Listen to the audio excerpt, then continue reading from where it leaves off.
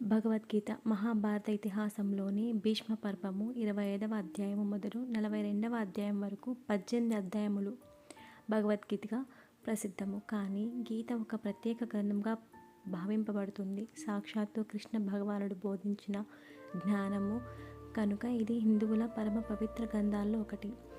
సిద్ధాంత గ్రంథమైన భగవద్గీత యందు వేద, వేదాంత, యోగ విశేషాలున్నాయి. భగవద్గీతను తరచుగా గీత అని సంక్లిష్ట నామంతో పిలుస్తారు. దీనిని గీతోపనిషత్తు అని కూడా అంటారు.